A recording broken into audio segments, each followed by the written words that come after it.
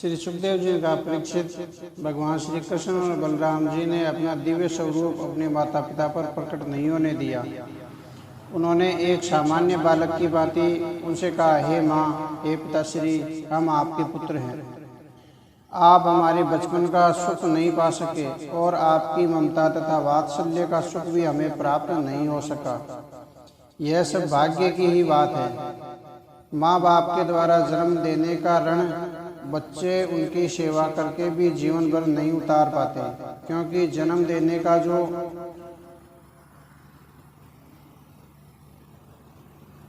वर्चस्व है वह सर्वोत्तम है। जन्म के बाद ही यह शरीर धर्म, अर्थ, काम और मोक्ष की प्राप्ति का साधन बनता है। जो पुत्र सामर्थ्यवान होते हुए भी अपने माता पिता की अपने शरीर और धन से सेवा नहीं करता, उसके मरने पर यमदूत उसे उसके शरीर का ही मांस खिलाते हैं। जो पुरुष सामर्थ्यवान होकर भी अपने वृद्ध माता पिता, धर्मपत्नी, संतान, गुरु, ब्राह्मण और शरणागत की सेवा और भरण पोषण नहीं करता, वह जीता हुआ भी मुर्दे के समान है। आप हमें क्षमा करें। कंस के भय से हम इतने दिनों तक आपसे दूर रहे और आपकी सेवा नहीं कर सके। परीक्षित, अपने पुत्रों की बातें सुनकर देवकी और वसुदेव ने उन्हें भाव विलय होकर अपने हृदय से लगा लिया। वे स्नेह से मोहित होकर अश्रु बहाने लगे। उनका गला रुंध गया और वे कुछ बोल नहीं सके। इस प्रकार श्री कृष्ण ने उन्हें सतावना देकर अपने नाना उग्रसेन को यदुवंशियों का राजा बना दिया। उनसे उन्होंने कहा, महाराज, हम आपकी प्रजा हैं, आप हम पर शासन कीजिए। राजा यताति का श्राप होने के कारण यदुवंशी सिंहासन पर नहीं बैठ सकते। यदु यताति का बड़ा पुत्र था। शुक्राचार्य के श्राप से यताति बूढ़ा हो गया था। यताति ने अपने पुत्र यदु से उसका यौवन मांगा तो उसने मना कर दिया। इस पर यताति ने उसे श्राप दिया, तुझे और तेरे वंश को कभी राजगद्दी प्राप्त नहीं होगी, सभी आपके बेटे देंगे, हम सेवक बनकर आपकी सेवा करेंगे। कंस के अत्याचारों से भयभीत होकर यदु वृष्णि, अंधक, मधु, दारसाय और कुकुर आदि जो सजातीय संबंधी इधर उधर भाग गए हैं, हम उन्हें ढूंढ ढूंढ कर वापस बुलाएंगे, उन्हें फिर से यहाँ बसाएंगे। परीक्षित, भगवान श्री कृष्ण के यत्नों से वे सभी सजातीय बंधु वापस लौट आए। भगवान श्री कृष्ण के द्वारा उनका बड़ा भारी स्वागत किया गया और उन्हें राजा ने धन संपत्ति देकर पूरी तरह से तृप्त कर दिया। अब सभी यदुवंशी उन दोनों के बाहुबल से सुरक्षित अनुभव करने लगे थे। एक प्रकार से उन्होंने अपनी बिखरी जाति को संगठित किया और उन्हें सबल बनाया। उसके बाद वे दोनों भाई नंद बाबा के पास गए। श्री कृष्ण ने कहा, पिताश्री, आपने और माँ यशोदा ने बड़े स्नेह और दुलार से हमारा लालन पालन किया है। जिन्हें उनके माता पिता ने त्याग दिया हो, उन बालकों को पालने वाले ही वास्तव में उनके माता पिता होते हैं। आज भले ही हमें अपने माता पिता मिल गए, किंतु वास्तव में आप ही हमारे माता पिता हैं। मैं जानता हूँ कि हमसे बिछुड़ने के कारण आपको और माता यशोदा और रोहिणी जी को बड़ा दुख हुआ होगा, किंतु अब हमें यहीं रहकर अपने आगे का कार्य संपन्न करने हैं। अतः आप अब घर लौट जाइए। यहाँ के कार्य संपन्न करके हम पुण्य आपसे वापस भेंट करेंगे। श्री कृष्ण की बात सुनकर नंद बाबा और अन्य ग्वाल बालों को बड़ा दुख हुआ, परंतु श्री कृष्ण और बलराम जी ने उन्हें समझा बुझाकर घर भेज दिया। जाते समय उन्हें महाराज उग्रसेन ने अपनी ओर से बहुत सारे आभूषण, धन, वस्त्र और अन्य आदि उपहार के रूप में दिए। नंद बाबा ने जाते समय दोनों भाइयों का प्रेम से अधीर होकर आलिंगन किया और उन्हें समझाया कि किस प्रकार से उन्हें यहाँ रहना है और किस तरह से उन्हें समाचार देते रहना है। फिर उन्होंने वहाँ से ब्रज के लिए प्रस्थान किया। राजन, कुछ दिनों बाद ब्रज से रोहिणी और नंद बाबा के साथ यशोदा भी मथुरा आई। वसुदेव जी दोनों पुत्रों का यज्ञोपवीत संस्कार करा रहे थे, इसलिए निमंत्रण भेजकर उन्हें बुलाया गया था। देवकी ने आगे बढ़कर यशोदा और रोहिणी का स्वागत किया और उन्हें अपने हृदय से लगा लिया। यशोदा से आकर श्री कृष्ण और बलराम जी मिले और उनकी आंखें भर आई। यशोदा श्री कृष्ण से बोली, क्यों रे, तू इतना निठुर क्यों हो गया? अपनी माँ को लेने स्वयं नहीं आया? श्री कृष्ण ने मुस्कुराकर यशोदा से अशुभ पहुँचते हुए कहा, माँ, यदि मैं ब्रज में आ जाता तो फिर वहाँ से लौटना मेरे लिए बड़ा कठिन हो जाता, इसलिए मैया मैंने तुझे बुला लिया। एक बार तू भी तो देख ले इस मथुरापुरी को। यशोदा बोली, अच्छा, तू तो अपना ऐश्वर्य मेरे को दिखाना चाहता है। कृष्ण बोले, नहीं मैया, मैं तेरे को क्या ऐश्वर्य दिखाऊंगा? तेरे चरणों में तो पूरे ब्रह्मांड का ऐश्वर्य बिखरा पड़ा है। स्वयं लक्ष्मी तेरे चरण दबाती है। मैंने तो अपनी मैया को यह दिखाने बुलाया है कि अब यहाँ मेरे को दही माखन का भोग नहीं मिलता और अब तो पिताश्री मेरे को गोट मुंडा करा के गुरुकुल भेज रहे हैं पढ़ने लिखने के लिए। वहाँ तो सुनते हैं कि भिक्षा मांगकर जीविका चलानी पड़ेगी। यशोदा बोली, ठीक ही तो है, कुछ पाने के लिए तब तो करना ही पड़ता है। मैं जानती हूँ तू वहाँ रहकर कुछ तो आदमी बनेगा। ब्रज में तो तू कोरा कंवार ही रह गया। राजन, यशोदा की बात वहाँ सभी मुस्कुरा पड़े सुनकर। दूसरे दिन गर्गाचार्य और दूसरे ब्राह्मणों की उपस्थिति में वसुदेव जी ने विधि पूर्वक उनका यज्ञोपवीत संस्कार कराया और सारे नगर को विशाल भोज कराया। ब्राह्मणों को धन धान्य और गौवों का दान दिया। उसके बाद दोनों भाई सभी से विदा होकर काश्यप गोत्री संदीपनी मुनि के आश्रम पर चले गए। वह आश्रम उज्जैन में था। आश्रम में पहुंचकर दोनों भाई विधि पूर्वक रहने लगे। आश्रम में वे पूर्ण विधि विधान के साथ वहाँ के सभी नियमों का पालन करते थे। गुरु जी का आदर करना उनका धर्म था। वे पूर्ण निष्ठा के साथ उनकी सेवा करते थे और जो कुछ वे उन्हें अध्ययन कराते उन्हें पूर्ण मनोयोग से संपन्न करते।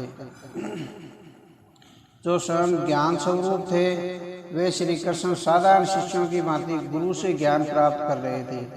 गुरुवर संदीपनी शुद्ध भाव से की गई उनकी सेवा से बहुत प्रसन्न थे। उन्होंने दोनों भाइयों को वेद, उपनिषद तथा योग की पूर्ण शिक्षा प्रदान की और दर्शन शास्त्र कंठस्थ कराया। इसके बाद ही उन्हें धनुर्वेद, मनुस्मृति, न्याय शास्त्र, राजनीति, धर्मशास्त्र, शुक्र नीति और व्याकरण आदि की शिक्षा प्रदान की। उन्होंने वे सारी विधाएं सुनने मात्र से ही सीख ली, क्योंकि वे तो स्वयं ही समस्त विधाओं के जनक थे। किंतु यहाँ उन्हें मनोवंचित व्यवहार ही करना पड़ा था, यानी मानवों का व्यवहार ही करना पड़ा था।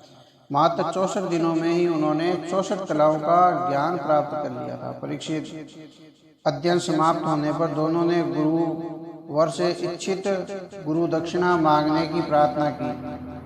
संदीपनी मुनि ने उनकी अलौकिक बुद्धि और अद्भुत महिमा का अनुभव कर लिया था, इसलिए उन्होंने अपनी पत्नी से सलाह करके उनसे कहा, कृष्ण,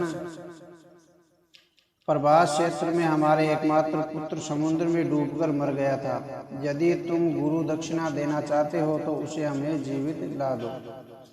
श्री कृष्ण ने कहा, बहुत अच्छा गुरुदेव, हम उसे लेने जाते हैं। ऐसा कहकर उन्होंने गुरु जी से जाने की आज्ञा ली और रथ पर सवार होकर प्रभास क्षेत्र में गए। वहाँ विधि पूर्वक उन्होंने समुद्र की पूजा की। पूजा से प्रसन्न होकर समुद्र स्वयं उनके सामने उपस्थित हो गया। श्री कृष्ण ने समुद्र से कहा, हे समुद्र, तुमने अपने गर्भ में हमारे गुरु पुत्र को आश्रय दिया हुआ है। हम चाहते हैं कि तुम उसे हमें लाकर दो। मनुष्य वेशधारी समुद्र ने कहा, हे देवादि देव श्री कृष्ण, वह बालक मेरे आश्रय में नहीं है। मेरे गर्भ में पंचजन्य नाम का एक बड़ा भारी दैत्य रहता है। वह शंख के रूप में है। उसी ने उस बालक को चुराया है। समुद्र की बात सुनकर भगवान श्री कृष्ण तत्काल जल में प्रवेश कर गए। अतल गहराई में उन्हें एक बड़ा भारी शंख दिखाई दिया। उसने श्री कृष्ण को देखा तो वह उनकी ओर झपटा, परंतु श्री कृष्ण ने पलक झपकते ही उसे मार डाला। परंतु वह बालक उनके पेट में नहीं मिला। उन्होंने उस पंचजन्य शंख को ले लिया और उसे लेकर वे बलराम जी के साथ यमराज जी की साईमनी नामक पुरी में पहुंच गए और शंख बजाया। यमराज ने अपने विशिष्ट पार्षदों के साथ उनका स्वागत किया और पूछा, कहिए मैं आपकी क्या सेवा करूं? श्री कृष्ण ने कहा, यमराज, यहाँ अपने कर्मबंध के अनुसार मेरे गुरु का पुत्र लाया गया है। तुम उनके कर्मों पर ध्यान न देकर उसे तत्काल मेरे पास ले आओ। यमराज ने गुरु पुत्र को लाकर उन्हें सौंप दिया। दोनों भाई उस बालक को लेकर गुरुदेव के आश्रम पर आए और उसे गुरुदेव को सौंप कर बोले, गुरुदेव, आपकी कोई और आज्ञा हो तो कहिए। गुरुजी ने कहा, पुत्र, तुम दोनों ने मुझे जो गुरु दक्षिणा दी है उससे बड़ी गुरु दक्षिणा और क्या हो सकती है। तुम्हें तीनों लोगों को पवित्र करने वाली कीर्ति प्राप्त हो। उसके बाद दोनों भाई गुरु से आज्ञा लेकर मथुरा लौट आए। उन्हें देखकर मथुरावासी अत्यधिक प्रसन्न हुए।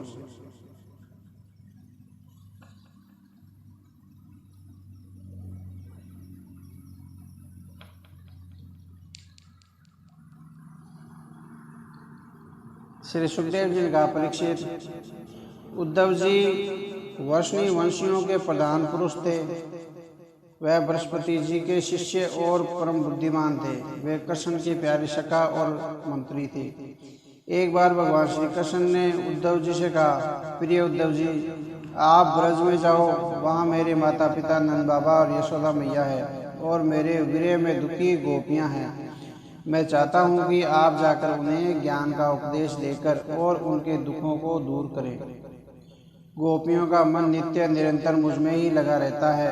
उनके प्राण, उनका जीवन, उनका सर्वस्व मेरे में ही है। मेरे लिए उन्होंने अपने पति, पुत्र आदि सभी सगे संबंधियों को छोड़ दिया है। उन्होंने अपनी बुद्धि से भी मुझी को अपना प्रिय, अपना प्रीतम, अपना आत्मा मान रखा है। मेरा यह व्रत है कि जो लोग मेरे लिए अलौकिक पारलौकिक धर्मों को छोड़कर कुछ नहीं करते, उनका भरण पोषण मैं स्वयं करता हूँ। प्रिय उद्धव, मैं उन गोपियों को समझाना चाहता हूँ, परंतु मेरे यहाँ चले आने से वे मुझे अपने से दूर मानती है और मेरा स्मरण करके अत्यंत मोहित हो रही है। बार बार वे चेतना हीन हो रही है, काम करना छोड़ देती है और सारे दिन उदास बैठी रहती है। मेरे विरह की ज्वाला उन्हें दग्ध करती रहती है। प्रतिक्षण मेरे लिए वे उत्कंठित होती रहती है। इस प्रकार मेरी गोपियाँ बड़े ही कष्ट और यत्न से अपने प्राणों को किसी प्रकार संजोकर रख पा रही है। मैंने उनसे कहा था कि मैं आऊँगा, यही उनके जीवन का आधार है। उद्धव जी, मैं और क्या कहूँ, मैं ही उनकी आत्मा हूँ। वे नित्य निरंतर मुझ में ही पूरी तरह तन्मय रहती है। आप उन्हें जाकर समझाइए कि वे इतनी अधिक व्याकुल न हो। मैं सदैव उनका स्मरण करता रहूँगा, मेरी प्रिय है।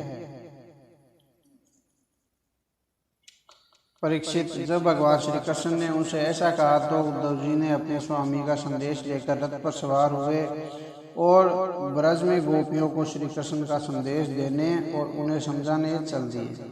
रथ पर सवार होकर जब वे ब्रज में पहुंचे, उस समय सूर्यास्त हो चला था।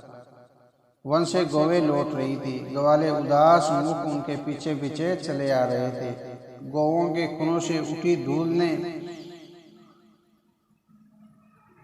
उद्धव जी के रथ को ढक लिया था। रंबाती हुई गायें और बछड़ों की भाग दौड़ से ब्रज गूंज रहा था। गोप और गोपियां भगवान श्री कृष्ण और बलराम जी की लीलाओं का गान कर रहे थे। घरों को पुष्पों से सजाया हुआ था। पक्षी चहक रहे थे। और भौरे पुलों पर गुंजार कर रहे थे। ब्रज की शोभा निराली थी। उसे देखते हुए उद्धव जी नंद बाबा के घर पहुंचे। प्रिय कृष्ण का संदेशा लेकर उनके सखा उद्धव जी ब्रज में आए हैं। यह समाचार सुनकर नंद और यशोदा दौड़े दौड़े आए और उद्धव जी का स्वागत तथा आदर सत्कार किया। उन्होंने उद्धव जी को गले लगाकर और प्रेम से अश्रु बहाकर उसी प्रकार से अपनी प्रसन्नता प्रकट की जैसे स्वयं श्री कृष्ण ही उनके मिलन को आए हैं। उन्होंने प्रेम पूर्वक उनके हाथ पैर धुलाए और आसन देकर उन्हें स्वादिष्ट भोजन कराया और सेवकों से उनके चरण दबवाए। पंखा जला ताकि उनकी थकान दूर हो जाए। जब वे आराम से बैठ गए तब नंद बाबा ने उनसे पूछा, उद्धव जी, वहाँ सभी कुशल से तो है? कृष्ण और बलराम कभी हमें याद करते हैं? उन्हें कभी ब्रज का स्मरण आता है? अपने सखा गाल वालों का, गिरिराज गोवर्धन का, वन उपवन का और गौवों और गोपियों का कभी कभी वे स्मरण करते हैं? क्या कभी वे यहाँ एक बार आएंगे? यदि एक बार वे यहाँ आ जाते तो हम उन्हें हृदय से लगाकर अपना भारी मन हल्का कर लेते। उद्धव जी, कृष्ण का तो मन बड़ा उदार है, उनकी शक्ति अनंत है। उन्होंने यहाँ अनेकों राक्षसों का वध करके हमारी रक्षा की है। हम सभी श्री कृष्ण के विचित्र चरित्र, उसकी लीलाओं, उसकी तिरछी चितवन, उसकी विलासपूर्ण मुस्कान, मधुर वचन आदि का जब स्मरण करते हैं तब उन्हीं में खो जाते हैं। हमसे तब कोई काम काज हो ही नहीं पाता। जब हम देखते हैं कि यह वह यमुना है जिसमें वे क्रीड़ा जल करते थे, यह वह गिरिराज है जिसे उन्होंने अपने एक हाथ पर उठा लिया था, ये वे ही वन प्रदेश हैं जहाँ वे गोए चराते थे और बांसुरी बजाकर सभी का मन मोह लेते थे, ये वे ही गलियां हैं जहाँ वे अपने सखाओं के साथ अनेक प्रकार के खेल खेला करते थे और जगह जगह उनके वे चरण चिन्ह हैं जिन्हें ग्वाल वालों ने अभी तक मिटाने नहीं दिया है। वे उन्हें देख देख कर अश्रु बहाते हैं और श्री कृष्ण में ही खोए रहते हैं। तब हमारा मन बड़ा दुखी हो जाता है। समझ में नहीं आता कि हम उन्हें कैसे समझाएं और कैसे दिलासा दें। उद्धव जी, हमें तो अब विश्वास हो गया है कि श्री कृष्ण और बलराम अवश्य कोई देव शिरोमणि हैं जो देवताओं का कोई बड़ा प्रयोजन सिद्ध करने के लिए यहाँ आए हुए हैं। स्वयं गर्गा आचार्य जी ने भी मुझसे ऐसा ही कहा था।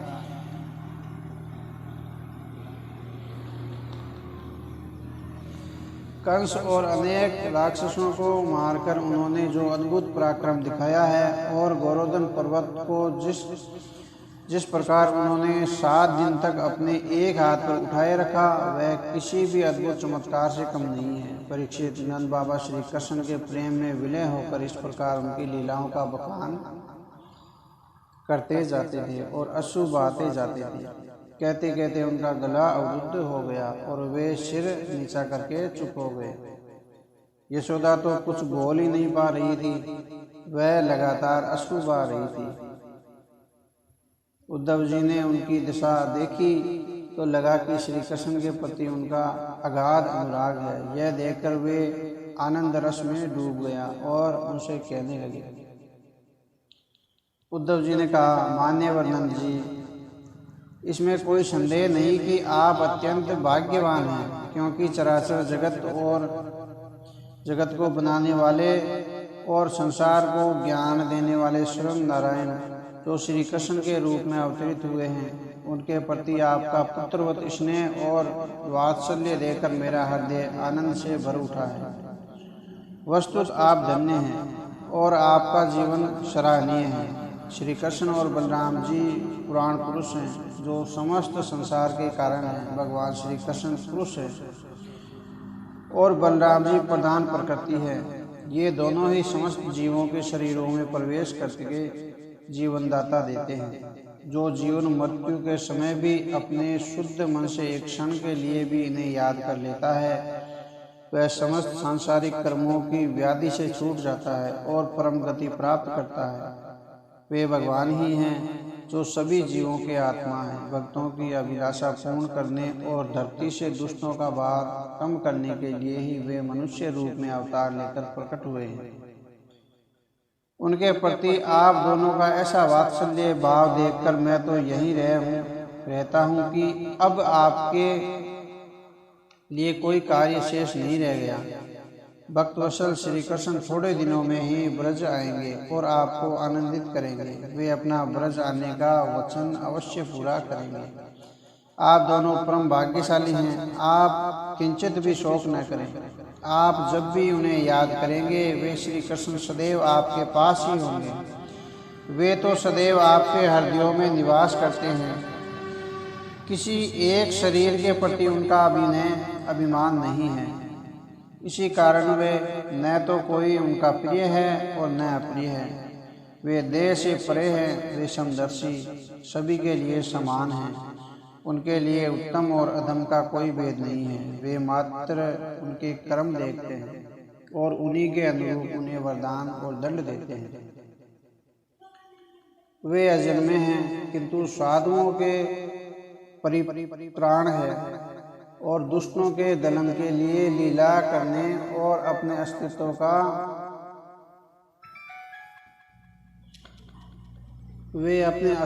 का बोध कराने के लिए वे प्राय अवतार लेते हैं। तीनों गुणों सत्व रज तम से अलग होने पर भी वे इन तीनों के द्वारा लीला करते हैं।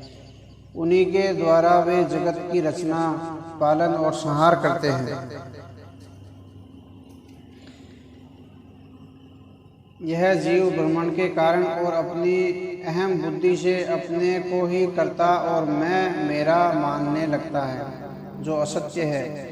भगवान श्री कृष्ण आप दोनों के ही पुत्र नहीं, वे समस्त प्राणियों के आत्मा, पुत्र, माता पिता, भाई बहन और स्वामी हैं। भगवान से पृथक कुछ भी नहीं है। वास्तव में हमें जो कुछ भी दिखाई देता है, जो कुछ भी अनुभव होता है, वह सब उसी परमात्मा का है। वही परम सत्य है। परीक्षित, उद्धव जी और नंद बाबा के मध्य रात भर इसी प्रकार की बातें होती रही। रात कब बीत गई कुछ पता ही नहीं चला। भोर होने पर गोपियां उठी और भगवान श्री कृष्ण की लीलाओं के मंगल गीत गाने लगी और वे उद्धव जी का ध्यान भंग हो गया। नंद बाबा और यशोदा को भेजकर वे उठ खड़े हुए और नित्य कर्म से निवृत्त होने चले गए। उनके कानों में निरंतर भगवान श्री कृष्ण के चरित्र को लेकर गीत सुनाई दे रहे थे। भोर होने पर गोपियों ने नंद बाबा के द्वार पर एक सुंदर रथ देखा तो वे आपस में बातें करने लगी कि यह रथ किसका है। क्या कृष्ण और बलराम को ले आने वाला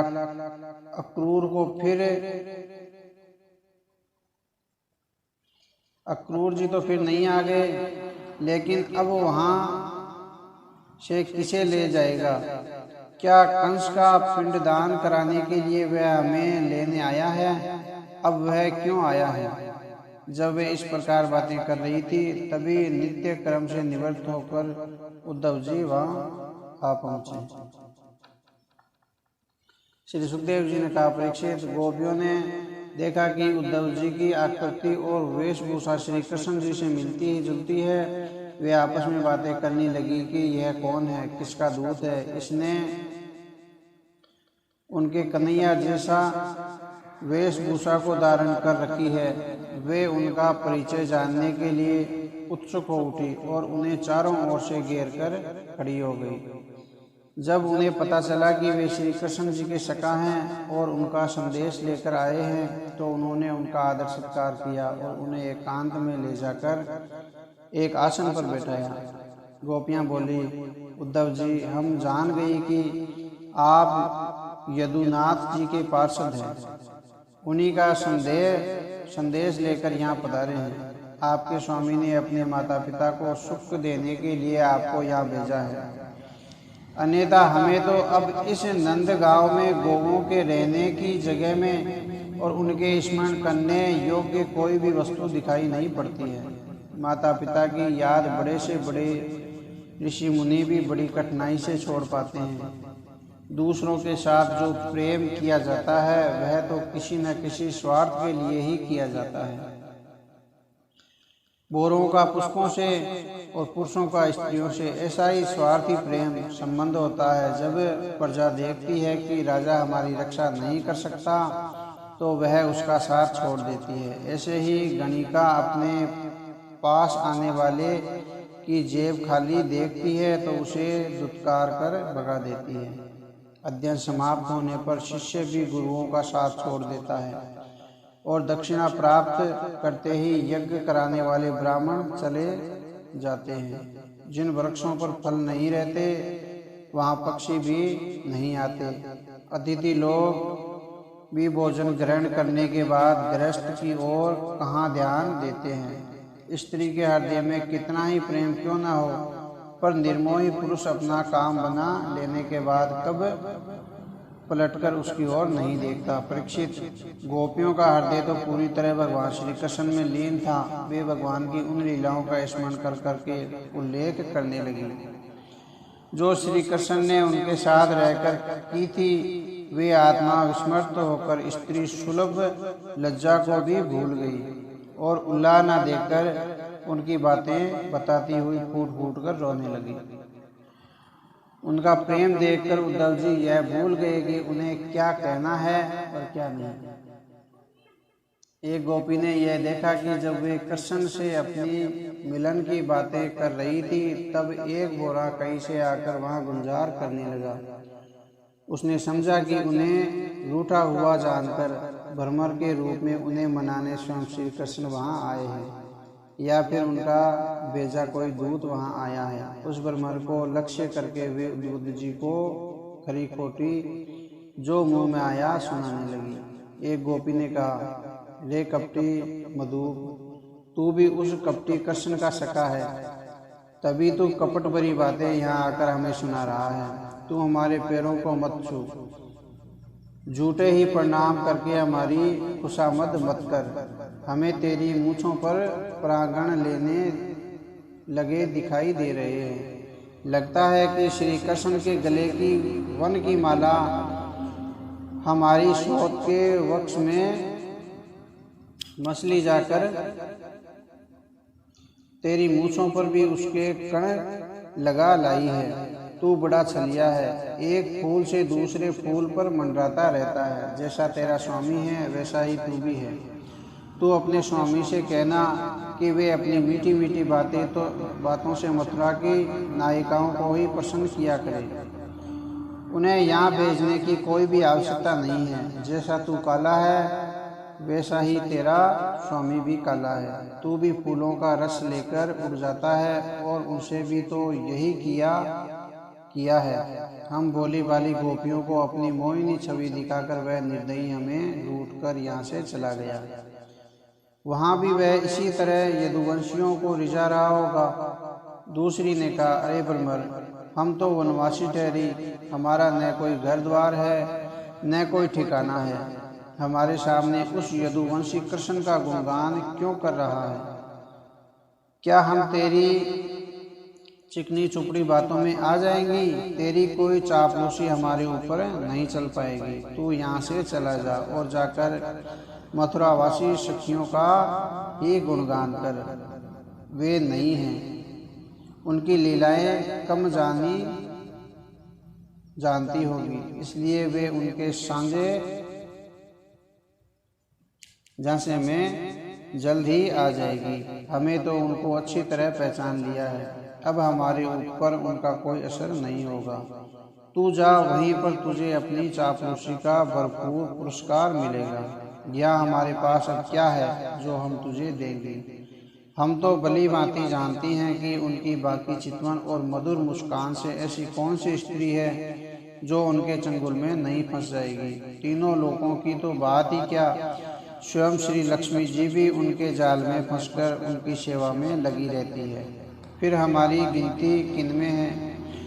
तू उनसे कहना कि अब अपनी कृपा से ही दीनों पर ही जाकर कृपा करें, हमारी दीनता को वे न देखें। हम तो उनके प्यार में बहुत समृद्ध हो चुकी हैं, अब हमें किसी की दया नहीं चाहिए। तीसरी सखी ने कहा, अरे मधुकर, तू बड़ा चालाक है, अनुनय विनय करने में तू बड़ा माहिर है, निपुण है। लगता है कि तेरे स्वामी ने तुझे खूब सिखा पढ़ाकर यहाँ भेजा है कि रूठों को कैसे मनाया जाता है, कैसे उनकी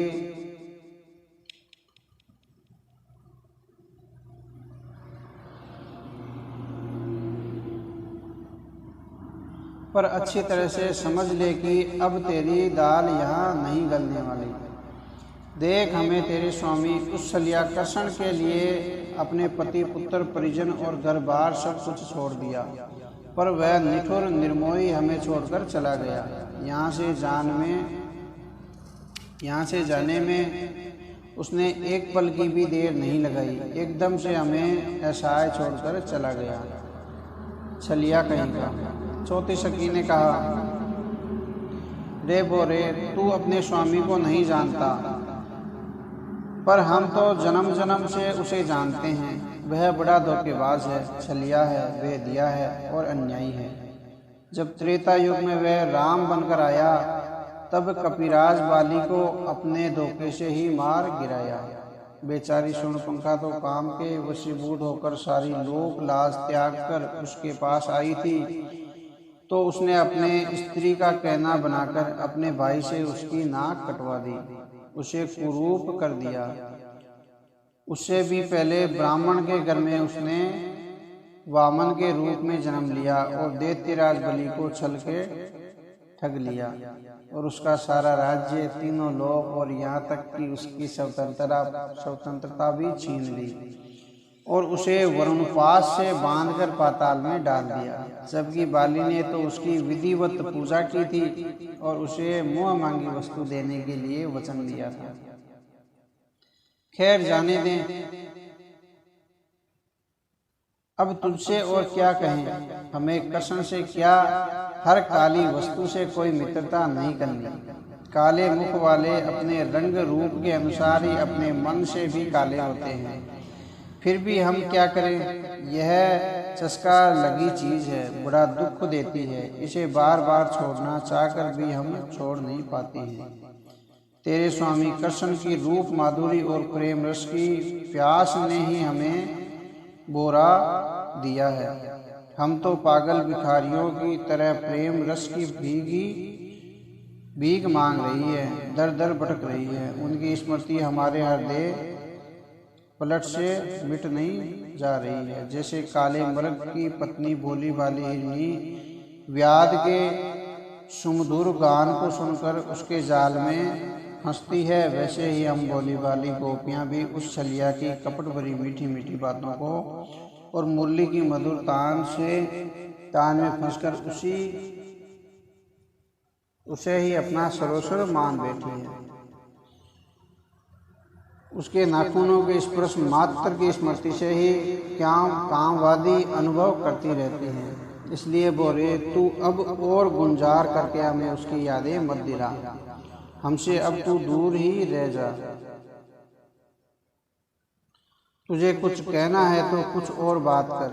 अच्छा, यह सच सच बता कि क्या हमारे प्रीतम ने तुझे हमें मनाने के लिए भेजा है, या फिर तुम्हारी अपनी कोई और इच्छा है तो उसे हमसे निसंकोच मांग ले। अपने प्रीतम के लिए हम अपने प्राण भी दे सकते हैं। कहीं तुम हमें उनके पास ले जाने के वास्ते तो यहाँ नहीं आए हो। यदि ऐसा ही है तो हमारे लिए उनके पास जाना अब बड़ा कठिन है, क्योंकि उनके पास जाकर फिर वापस लौटना हमसे नहीं हो पाएगा। हमें तुम यह बताओ कि हमारे प्यारे सखा श्री कृष्ण और बलराम जी गुरुदेव से लौटकर अब मथुरापुरी में क्या करते रहते हैं? क्या उन्हें कभी नंद बाबा और यशोदा मैया की याद आती है? क्या उन्हें कभी हमारा भी ध्यान आता है? क्या कभी वे हमारी सुध लेने यहाँ आएंगे या नहीं? सच सच बताना, झूठ मत बोलना। परीक्षित, गोपियों की तड़प और भगवान से मिलन की उनकी चाह को देखकर उद्धव जी स्वयं भी संकोच में आ गए। उनकी समझ में नहीं आ रहा था कि वे किस प्रकार से उन्हें ज्ञान का उपदेश दें। उद्धव जी ने कहा, गोपियों, तुम्हारा जीवन सफल है। तुम तो सारे संसार के लिए पूजनीय हो, क्योंकि तुमने जिस प्रकार से भगवान श्री कृष्ण को अपना हृदय और जीवन पूर्ण रूप से समर्पित कर दिया है, वह दान, तप, व्रत, यज्ञ, जप, वेदों के अध्ययन, ध्यान, समाधि, धारणा आदि से भी समर्पित नहीं हो पाता। बड़े बड़े ऋषि मुनियों के लिए भी जो प्रेमा भक्ति दुर्लभ है, उसे तुमने सहज ही प्राप्त कर लिया है। तुमने जिस प्रकार से भगवान श्री कृष्ण का प्रेम पति रूप में प्राप्त किया है, वह तुम्हारे लिए परम सौभाग्य की बात है। तुमने भगवान श्री कृष्ण के वियोग से उन इंद्रियातीत परमात्मा के प्रेम को सहजता से प्राप्त किया है, जो कठिनाइता से भी बड़े बड़े योगियों को प्राप्त नहीं हो पाता। भगवान श्री कृष्ण ने तुम्हारे लिए जो संदेश मुझे देकर यहाँ भेजा है, वह अत्यंत गुप्त है, उसे तुम बड़े ध्यान से सुनो। भगवान ने कहा है कि गोपियों, मैं सभी जीवों का कारण भूत आत्मा हूँ, सभी में लीन हूँ, इसलिए मुझसे तुम्हारा कभी भी वियोग नहीं हो सकता। जैसे संसार के सभी भौतिक पदार्थों में आकाश, वायु, अग्नि, जल और पृथ्वी में 5 भूत व्याप्त हैं, इन्हीं से सभी वस्तुएं बनी हैं और इन सभी में मेरा अस्तित्व विद्यमान है। वैसे ही मन, प्राण, पंचभूत, इंद्रियां और उनके विषयों का भी मैं ही आश्रय हूँ। वे सभी मुझ में हैं और मैं उनमें हूँ। मैं ही उनके स्वरूप में प्रकट होता हूँ और मैं ही अपनी माया के द्वारा भूत, इंद्रिय और उनके विषयों के रूप में उपस्थित होकर अपने आप को ही रचता हूँ, पालता हूँ और समेट लेता हूँ। आत्मा तो माया और उसके सभी कर्मों से अलग है। वह विशुद्ध विज्ञान स्वरूप जड़ चेतन जीवों से रहित सर्वथा शुद्ध है। कोई गुण और दोष उसे स्पर्श भी नहीं कर पाते। माया की 3 वृत्तियां हैं, सुषुप्ति, स्वप्न और जागृत। इनके द्वारा वही माया कभी अखंड, कभी अनंत, कभी बोध स्वरूप आत्मा, कभी ज्ञान तो कभी तेजस और कभी विश्व रूप प्रतीत होती है। मनुष्य को चाहिए कि वह स्वप्न में दिखने वाले पदार्थों की भांति ही इस संसार को नश्वर समझे। जिस प्रकार नदियाँ घूम फिर कर समुद्र में पहुँचती है, उसी प्रकार ज्ञानी पुरुष संसार का सारा अध्ययन, साधना, तपस्या, योग, त्याग, संयम, सत्य, धर्म आदि मेरी ही प्रेरणा से प्राप्ति में ही समाप्त हो जाते हैं।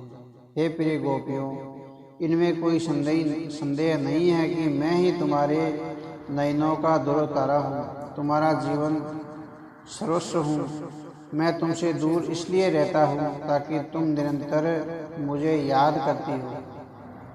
तुम्हारा मन सदैव मेरे पास बना रहे। पास रहने पर संभवतः ऐसा न हो। जब कभी कर्मों से रहित होकर तुम अपना मन मुझ में लगाकर मेरा ध्यान करोगी और मुझे समर्पित हो जाओगी, तब तुम सदा के लिए मुझे प्राप्त हो जाओगी। हे कल्याणी, जिस समय शरद पूर्णिमा की रात्रि में मैंने तुम्हारे साथ यमुना तट पर महारास किया था, उस समय जो गोपियाँ अपने स्वजनों के कारण घर पर ही रह चुकी थी, परंतु फिर भी उनका मन मुझ में लगा हुआ था, वे भी मुझे स्मरण करने के कारण मुझे प्राप्त हो गई थी। तुम्हें भी मैं मिलूंगा, निराश होने की आवश्यकता नहीं है। यदुवंशियों के शत्रु कंस को मैंने मार दिया है। अब तुम निर्दोष होकर ब्रज में विचरण करो। परीक्षित, भगवान का संदेश उद्धव जी को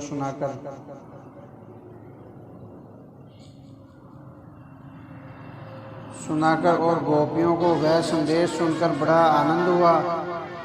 तब प्रेम से भरकर गोपियों ने कहा, उद्धव जी, यह बड़े आनंद और सौभाग्य की बात है कि यदुवंशियों को सताने वाला पापी कंस अपने अनुयायियों के साथ मारा गया। हमारे श्याम सुंदर अब कुशल पूर्वक अपने बंधु बांधवों के साथ मथुरा में निवास कर रहे हैं। यह भी सौभाग्य और प्रसन्नता की बात है कि उनके मनोरथ भी अब पूरे हो गए हैं, यह भी अच्छी बात है। परंतु आप हमें यह बताइए कि जिस प्रेम के भाव के साथ हम उनकी पूजा करती थी, क्या मथुरा की स्त्रियां भी उन्हें इसी भाव के साथ प्रेम करती हैं?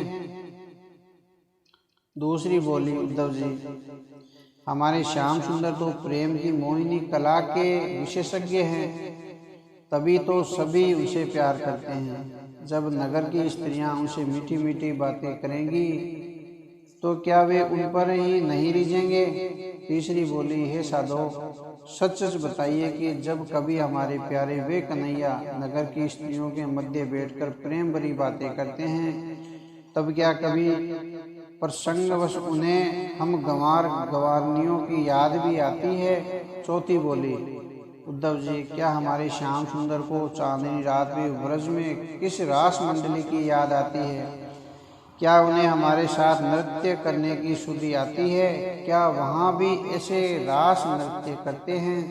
पांचवी बोली, उद्धव जी, हम सब तो उनके वियोग की अग्नि में जली जा रही है। क्या कभी वे इंद्र के समान जल वर्षा करके हमारे विरह की अग्नि को बुझाने यहाँ आएंगे?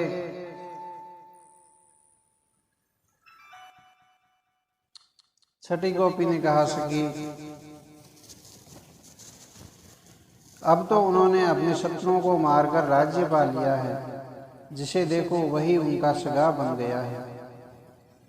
अब तो वे बड़े बड़े नगरपतियों की कुंवारी कन्याओं से विवाह रचाएंगे, उनके साथ आनंद विहार करेंगे। अब वे हम गंवारनियों के पास क्यों आएंगे? एक अन्य गोपी बोली, अरे सखी, कृष्ण तो अब लक्ष्मीपति हैं, राजकुमार हैं, उनकी सारी मनोकामनाएं पूर्ण हो चुकी है। हम वनवासी गवालिनियों से उन्हें क्या लेना देना? हमारे बिना उनका कौन सा काम अटका पड़ा है? संसार में किसी की आशा रखना ही सबसे बड़ा दुख है। यह जानते हुए भी हम उनके लौटने की आशा को नहीं छोड़ पा रही हैं। उन्होंने एकांत के क्षणों में हमसे जो मीठी मीठी बातें की हैं, उन्हें हम कैसे भुला दें? जरा उस ओर देखिए उद्धव जी, ये वे वन हैं जहाँ वे हमारे साथ निरंतर विहार किया करते थे, ग्वाल बालों के साथ गायें चराने जाते थे।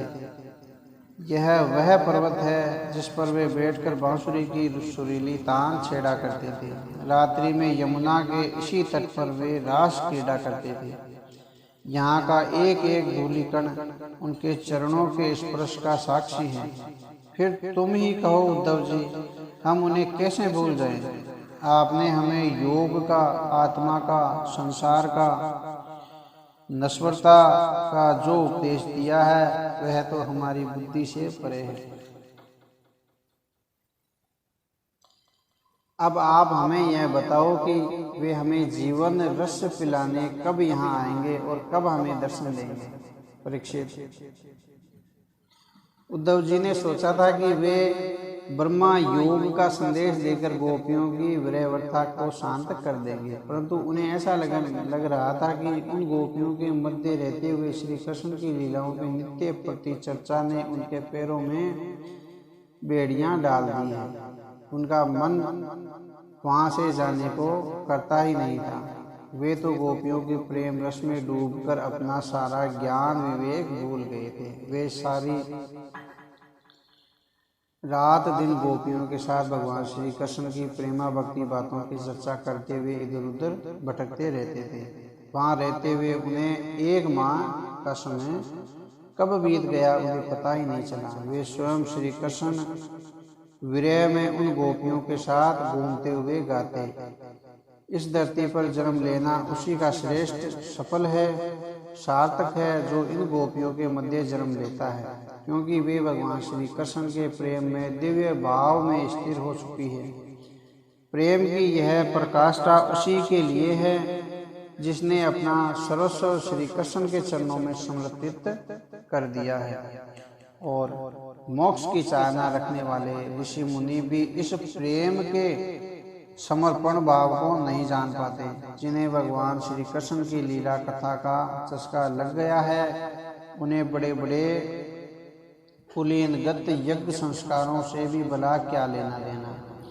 जिसे भगवान की लीला कथा का रस प्राप्त नहीं हुआ, उसे ब्रह्मा होकर बार बार प्रत्येक महाकल्प में जन्म लेकर भी यह सुख प्राप्त होने वाला नहीं है। कहाँ इन वनचारी गंवार ग्वालिनियों के मध्य सच्चिदानंद घन भगवान श्री कृष्ण का अनन्य प्रेम, और कहाँ ऋषि मुनियों का ब्रह्म ज्ञान। इस प्रेम के सम्मुख उनका भला क्या महत्व है। धन्य है ये ग्वालिनी जो भगवान के स्वरूप और रहस्य को न जानकर भी उनसे प्रेम करती है। ऐसा अद्भुत और निश्चल प्रेम जिसकी अमर शक्ति ठीक ऐसी ही है जैसे कोई अनजाने में अमृत पान कर लेता है। भगवान श्री कृष्ण ने राजोत्सव के समय इन ब्रज की गोपियों के गले में बाहें डाल डालकर इनके सभी मनोरथ अनजाने में ही पूरे कर दिए हैं। इन्हें भगवान ने जिस कृपा का प्रसाद वितरण किया है, इन्हें जैसा प्रेम दान दिया है, वैसा प्रेम तो भगवान की नित्य संगनी उनके वक्ष स्थल पर विराजमान लक्ष्मी जी को भी नहीं प्राप्त हुआ है। मेरे लिए तो बस अब यही अच्छी बात होगी कि मैं इस वृंदावन धाम में कोई झाड़ी लता, जड़ी बूटी, कोई वृक्ष या फिर यहाँ की धूल ही बन जाऊं। आहा, यदि ऐसा हो जाए तो मुझे निरंतर इन ब्रज की गोपियों के चरण स्पर्श करने का यह महान सुख प्राप्त होगा, जो कभी इन्हें भगवान श्री कृष्ण के साथ अटखेलियाँ करते हुए प्राप्त हुआ होगा। इनकी चरण रज में स्नान करके तो मेरा जीवन धन्य हो जाएगा। धन्य है ये गोपियाँ जिन्होंने भगवान के प्रेममय परम पद को प्राप्त कर लिया है। श्रुतियाँ अर्थात वेद वाणी, उपनिषदों आदि धर्म ग्रंथों की शुक्तियाँ भगवान के जिस प्रेम पद को पाने का मार्ग ढूंढती रहती है, उन्हें इन गोपियों ने सहज ही अपना बना लिया है। स्वयं भगवती लक्ष्मी नित्य जिनकी पूजा करती है, ब्रह्मा और शिव शंकर आदि देवता पूर्ण काम आत्मा राम और बड़े बड़े योगेश्वर बड़े हृदय में जिनका चिंतन करते रहते हैं, भगवान श्री कृष्ण के उन्हीं चरण कमलों को रास लीला के समय गोपियां अपने वक्ष स्थल पर धारण करके आलिंगन करती रहती हैं और अपनी विराग्नि को शांत करती हैं। नंद बाबा के इस ब्रज की गोपियों की चरण धूलिकाओं को मैं बार बार प्रणाम करता हूँ और अपने शीश पर धारण करता हूँ। आहा, इन गोपियों ने भगवान की लीला कथा का जैसा गुणगान किया है, वह तीनों लोगों को पवित्र करने वाला है और सदैव पवित्रता रहता है। मेरा मन सदैव उन्हें सुनने के लिए लालायित होता रहता है और यहाँ से जाने को कभी मेरा मन नहीं करेगा। मेरे सारे ज्ञान के अहंकार को तो इन गोपियों ने नष्ट कर दिया है। परीक्षित, कई महीनों तक ब्रज में रहकर जब उद्धव जी ने मथुरा जाने के लिए गोपियों से कहा और नंद बाबा तथा यशोदा जी से आज्ञा मांगी, तो वह फिर से अनमने हो गए। रथ पर सवार होकर उद्धव जी ने जब गोपियों से पूछा कि वे कृष्ण से उनका संदेश दें, तो गोपियों ने कहा, उद्धव जी उनसे कहना कि ब्रज में सब कुशल पूर्वक हैं और जब वे हमारे बारे में पूछे तो आप केवल एक हिचकी लेकर रह जाना। हम तो यही चाहते हैं कि वे हमारे मन की एक एक वर्ती में, हमारी एक एक सांस में और सदैव अपने चरण कमलों के साथ विराजमान रहें। हमारे सारे कर्म उन्हीं के लिए हों और हम निरंतर उन्हीं की स्मृति में जीती हो। नंद बाबा ने कहा, उद्धव जी हमें मोक्ष की इच्छा नहीं है। हम अपने कर्मों के अनुसार किसी भी योनि में जन्म लें, वहाँ हमारे आचरण सदा शुभ हों और सदैव उनकी कृपा प्राप्त होती रहे, उनमें हमारा प्रेम निरंतर बना रहे। हम बस इतना ही चाहते हैं। परीक्षित, उसके बाद उद्धव जी सभी से विदा लेकर मथुरापुरी को लौट आए।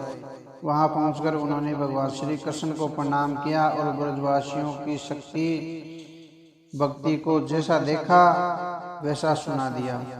उसे सुनाते सुनाते वे बार बार रोने लगते थे और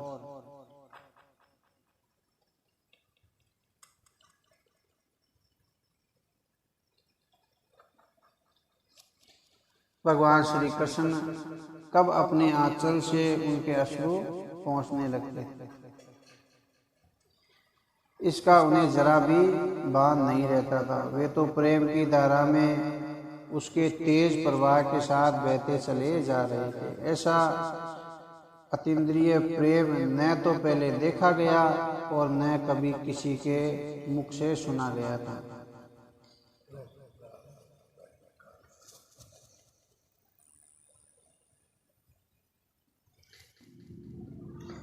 श्री सुखदेव जी ने कहा, परीक्षित, एक दिन भगवान श्री कृष्ण मिलन की आकांक्षा रखने वाली कुब्जा का प्रिय करने के लिए उसके घर गए। कुब्जा का घर बहुमूल्य सामग्रियों से संपन्न था। श्रृंगार की भरपूर सामग्रियां वहां भरी हुई थी। सुंदर तेज, सुंदर आसन, धूप की सुगंध, जगमग दीपक, फूलों के हार तथा तरह तरह के चंदन के पात्र वहां रखे हुए थे। भगवान को घर आए देखकर कुब्जा हड़बड़ाकर उठ खड़ी हुई और अपनी सखियों के साथ आगे बढ़कर अपने भगवान का स्वागत किया तथा उन्हें उच्च आसन प्रदान किया और बैठने को कहा। उनकी विधिवत पूजा की। उनके साथ आए उद्धव जी की भी उन्होंने विधिवत पूजा की, परंतु वे उसके द्वारा दिए आसन को छूकर धरती पर ही बैठ गए। वे भगवान के सामने आसन पर नहीं बैठे। उसके उपरांत कुब्जा भरपूर श्रृंगार करके श्री भगवान श्री कृष्ण के सामने आई। वह नवीन मिलन के संकोच से लजा रही थी। तब भगवान ने उसे अपने पास बुलाया और उसकी कलाई पकड़कर अपने पास बैठा दिया। कुब्जा धन्य हो गई। उसकी समस्त काम व्याधि समाप्त हो गई और भगवान के प्रति उसके हृदय में एक निश्चल प्रेम जागृत हो गया। वह उनके चरण कमल पकड़कर धरती पर बैठ गई और अपने अश्रुओं से उनके चरण पखारने लगी। परीक्षित, कुब्जा ने उन्हें केवल अंगराग अर्पित किया था, उसी का फल उसे प्राप्त हुआ। उसे सर्वशक्तिमान भगवान का सानिध्य प्राप्त हुआ। उसके बाद भगवान अपने प्रिय सखा उद्धव जी के साथ अपने घर लौट गए। इसी प्रकार एक दिन वे बलराम और उद्धव जी के साथ अक्रूर जी के घर गए। अक्रूर जी ने उन्हें देखा तो दौड़कर उनका स्वागत किया और उन्हें हृदय से लगा लिया। वे उन्हें लेकर घर के भीतर गए और उन्हें सुंदर आसनों पर बैठाया। उनके बैठ जाने के उपरांत अक्रूर जी ने उनसे कहा, कृष्ण, आज तुमने मेरे घर पधार कर मेरे सारे जन्मों के पाप धो दिए हैं। दुष्ट कंस को मारकर और उसके अनुयायियों को तुम दोनों भाइयों ने समाप्त करके यदुवंश की बड़ी सेवा की है। आप दोनों जगत के कारण और आदि पुरुष हैं। आपने जगत के कल्याण के लिए अवतार लिया है और दुष्टों का संहार किया है। मुझे पूरा विश्वास है कि यदुवंश के विस्तार और सुख समृद्धि के लिए अभी आपको अनेक प्रयास करने हैं। पाखंड के मार्ग पर चलने वाले दुष्टों का विनाश करना ही आपका लक्ष्य है। हे इंद्रियातीत परमात्मा, सारे देवता, पितर, भूतगण, राजा आपके ही अंश हैं। आप समस्त जगत के पिता और रक्षक हैं। प्रभु, आप मेरी भक्ति के परम प्रेमी, सत्य वक्ता, करुणामय और सर्वव्यापक हैं। ऐसा कौन दुर्बुद्धि होगा जो आपको छोड़कर किसी दूसरे की शरण में जाएगा। आप तो अपने भक्तों की सभी अभिलाषाएं पूर्ण करने वाले हैं, उनके कष्टों को मिटाने वाले और जन्म मृत्यु के बंधन से उन्हें मुक्ति देने वाले हैं। मेरे लिए यह परम सौभाग्य की बात है कि मुझे आपके साक्षात दर्शन हुए हैं। मेरी माया के बंधनों को भी आप काटने वाले हैं। परीक्षित, इस प्रकार अक्रूर जी ने अपने भक्ति भाव को प्रकट करते हुए उनकी विधिवत पूजा की और सत्कार किया। भगवान श्री कृष्ण से उसे कहा था, आप हमारे गुरु, हित चिंतक और संबंध में चाचा श्री हैं। हमारे यदुवंश में आपका स्थान बहुत ऊंचा है और आप इस वंश के सच्चे हितैषी हैं। हम तो आपके बालक हैं और सदा ही आपकी रक्षा पालन और कृपा के पात्र हैं। अपना परम कल्याण चाहने वालों को सदा आपकी पूजा और सेवा करनी चाहिए। ऐसे महान संतों की सेवा से ही पुण्य लाभ होता है। देवताओं में एक बार स्वार्थ की भावना हो सकती है, पर आप जैसे संतों में नहीं। संतों के दर्शन मात्र से जीवन पवित्र हो जाता है चाचा जी। ऐसे ही संत पांडव है, इसलिए मेरी अभिलाषा है कि उनका हित करने तथा कुशल मंगल जानने के लिए आप हस्तिनापुर जाएं। हमने सुना है कि राजा पांडु के स्वर्ग सिधार जाने पर हमारी बुआ यानी कुंती अपने पुत्रों के साथ बड़े कष्ट में है। इन दिनों वे पांडव के बड़े भाई धृतराष्ट्र के साथ हस्तिनापुर में रहते हैं। धृतराष्ट्र जन्मांध हैं यानी जन्म से अंधे हैं, और वे अपने दुष्ट पुत्र दुर्योधन के प्रति बड़े मोह में हैं। वे चाहते हैं कि हस्तिनापुर का राज कुंती के बड़े पुत्र युधिष्ठिर को नहीं, उनके पुत्र दुर्योधन को मिले। इसलिए धृतराष्ट्र पांडवों के साथ पुत्रों जैसा व्यवहार नहीं कर पाते। अतः आप वहां जाकर वही जो बात सही स्थिति का पता लगाए कि उनकी स्थिति कैसी है। आपका समाचार मिलने के उपरांत ही मैं अपने सदस्यों के सुख के लिए कुछ प्रयास करूंगा।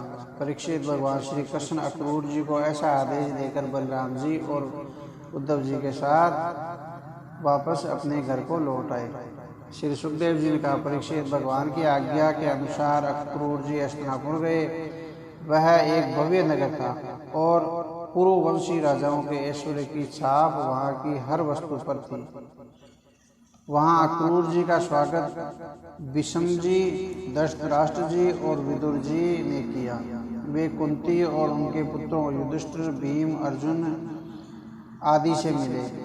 इसके अतिरिक्त बालिक, द्रोणाचार्य, कृपाचार्य, कर्ण, दुर्योधन, अश्वत्थामा से भी मिले। उन्होंने अपने सभी बंधुओं संबंधियों की कुशल से पूछी और मथुरा के सभी संबंधियों की कुशलता का समाचार दिया। अक्रूर जी कुछ दिनों तक, महीनों तक वहाँ रहे और उन्हें यह जाना कि धृतराष्ट्र अपने दुष्ट पुत्रों की इच्छा के विरुद्ध कुछ नहीं कर पाते हैं। वे अपने साले सुकनी की सलाह पर ही सारे कार्य संपन्न करते हैं। विषम पितामह और विदुर जी की सलाह का थोड़ा बहुत दबदबा था, पर अधिक नहीं। विदुर और कुंती ने अक्रूर जी को यह भी पता चला कि दुर्योधन पांडवों के प्रभाव, शस्त्र कौशल, बल, वीरता तथा विनय आदि सद्गुणों से ईर्ष्या करता है। हस्तिनापुर की प्रजा पाखंडों से प्रेम करती है। इसी से चिढ़कर धृतराष्ट्र के पुत्र कौरव कुंती पुत्र पांडवों का अनिष्ट करने का प्रयत्न करते रहते हैं। परीक्षित, कुंती ने एकांत में अक्रूर जी को अपने और अपने बच्चों के विषय में विस्तार से बताया और कहा कि अपने ही परिवार वाले शत्रुओं के मध्य वे बेसहारा हो गई हैं। अब उसे अपने मायके वालों का ही आसरा है। क्या कृष्ण बलराम कभी उनसे मिलने नहीं आएंगे? सुना है कृष्ण ने कंस को मारकर यदुवंशियों का बड़ा उद्धार किया है। वह महायोगी है और विश्व कल्याण का व्रत लिए हैं। उससे कहा, यानी भगवान से कहना कि उसकी यह बुआ उसकी शरण में है।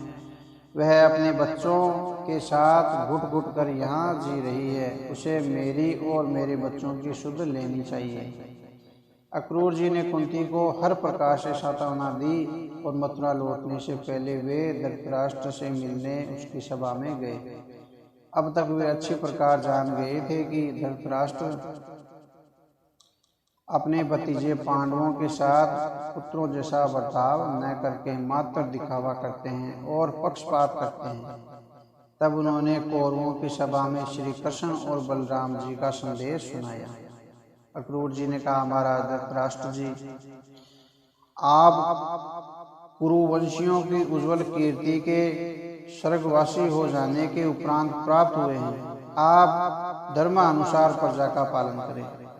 यह हम सभी की अभिलाषा है कि सज्जनों से सद्व्यवहार करने से आपका यश लोक परलोक में फैल जाएगा।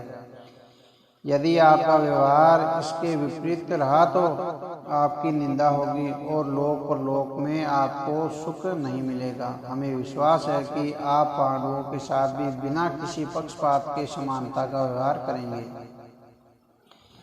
इस संसार में सदैव कोई किसी के साथ नहीं रह सकता, यहाँ तक कि अपना शरीर भी साथ छोड़ जाता है और सभी कुछ यही छोड़कर परलोक जाना पड़ता है।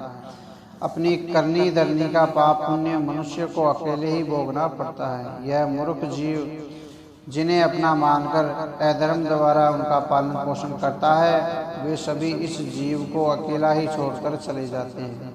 धर्म के विमुख व्यक्ति अपने लौकिक स्वार्थ को भी ठीक प्रकार से नहीं समझ पाता। जिनके लिए वह धर्म करता है अधर्म करता है, वे ही उसे कष्ट पहुंचाने का नीच कर्म करते हैं, उसे असंतोष देते हैं और एक दिन उसके सिर पर पाप की गठरी रखकर स्वयं अदृश्य हो जाते हैं। जो भुगतना पड़ता है फिर उसे ही भुगतना होता है। इसलिए किसी भी प्रकार का अपनों से पक्षपात और अधर्म का पक्ष एक समर्थ राजा के लिए उचित नहीं होता। इससे उसकी कीर्ति का नाश होता है और उसे दारुण दुख उठाने पड़ते हैं। राजा धृतराष्ट्र ने उत्तर दिया, प्रिय क्रूर जी, आपने मेरे कल्याण और भले की बात कही है। जैसे मरने वाला व्यक्ति अमृत से तृप्त नहीं होता, वैसे ही मुझे भी आपकी बातों से तृप्ति नहीं मिली। आपके उपदेशों का कोई परिणाम निकलने वाला है ऐसा मुझे नहीं लगता, क्योंकि पुत्रों के मोह ने मुझे जकड़ रखा है। सुना है कि पृथ्वी का भार उतारने के लिए यदुकुल में सर्वशक्तिमान भगवान श्री कृष्ण का अवतार हुआ है। अब जैसी उनकी इच्छा होगा तो वही मैं उन्हें नमस्कार करता हूँ। उनसे कहिए कि वे किसी समय हमारा हित संधान करने स्नापुर पधारें और हम उनका सहर्ष स्वागत करेंगे। परीक्षित इस प्रकार अक्रूर जी द्वारा धृतराष्ट्र का अभिप्राय जानकर उनसे विदा लेकर मथुरा लौट आए और हस्तिनापुर की सारी स्थिति से भगवान श्री कृष्ण को परिचित कराया। जय श्री राम। अब आगे कथा काल पढ़ा। काल का है दशम स्कंद। श्री राम।